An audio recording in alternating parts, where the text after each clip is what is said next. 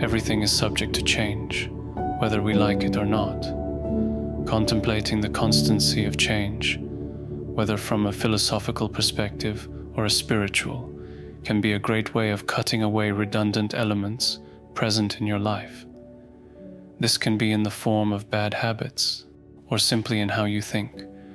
When you know deeply that everything you perceive is subject to change, that nothing will stay the same in the long run.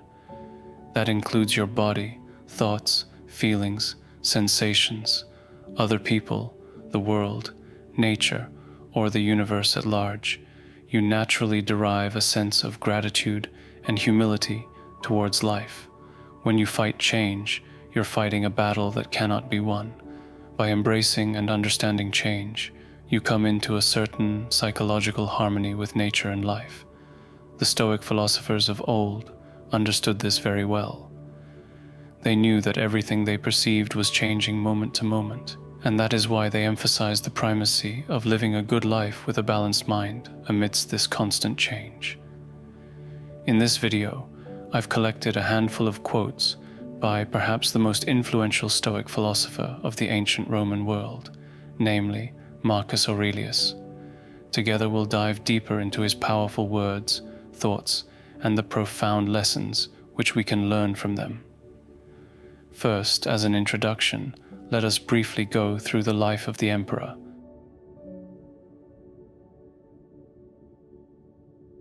Marcus Aurelius, the 2nd century Roman emperor-philosopher, is best known for being the author of the work Meditations, a private philosophical diary offering a unique blend of practical exercises and original philosophical analysis. Born in the year 121 and reigning until his passing at the age of nearly 59, Marcus, the last of the so-called 5 good emperors, was carefully chosen for his merit, having been adopted by Antoninus Pius under Emperor Hadrian's directive.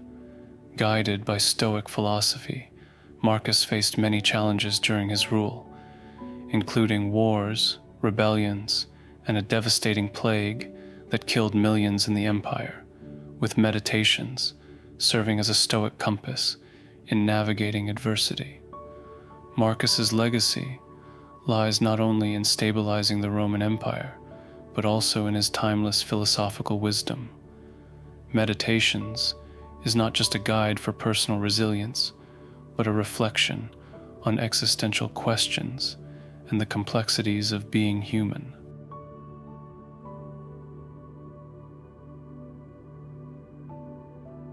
Is any man afraid of change? What can take place without change? What then is more pleasing or more suitable to the universal nature? And can you take a hot bath unless the wood for the fire undergoes a change? And can you be nourished unless the food undergoes a change? And can anything else that is useful be accomplished without change? Do you not see then that for yourself also to change is just the same and equally necessary for the universal nature? Nature, which governs the whole, will soon change all things which you see, and out of their substance will make other things, and again other things from the substance of them, in order that the world may be ever new.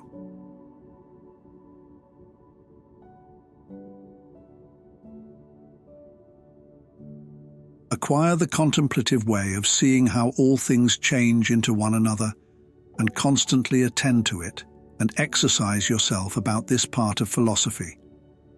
For nothing is so much adapted to produce magnanimity. Such a man has put off the body, and as he sees that he must, no one knows how soon, go away from among men, and leave everything here. He gives himself up entirely to just doing in all his actions, and in everything else that happens, he resigns himself to the universal nature. Constantly contemplate the whole of time and the whole of substance, and consider that all individual things as to substance are a grain of a fig, and as to time, the turning of a gimlet. Look at everything that exists, and observe that it is already in dissolution and in change, and as it were, putrefaction or dispersion. That is for the good of each thing, which the universal nature brings to each. and it is for its good at the time when nature brings it.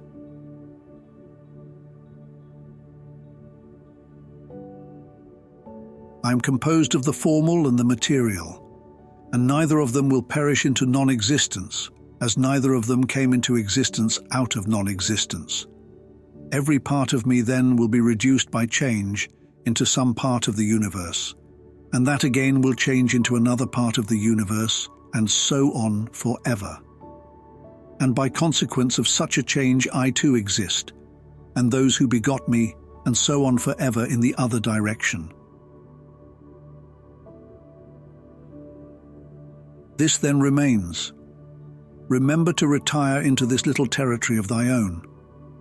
And above all, do not distract or strain thyself, but be free, and look at things as a man, as a human being, as a citizen, as a mortal. But among the things readiest to thy hand to which thou shalt turn, let there be these, which are two. One is that things do not touch the soul, for they are external and remain immovable. But our perturbations come only from the opinion which is within. The other is that all these things, which thou seest, change immediately and will no longer be, and constantly bear in mind how many of these changes thou hast already witnessed. The universe is transformation. Life is opinion.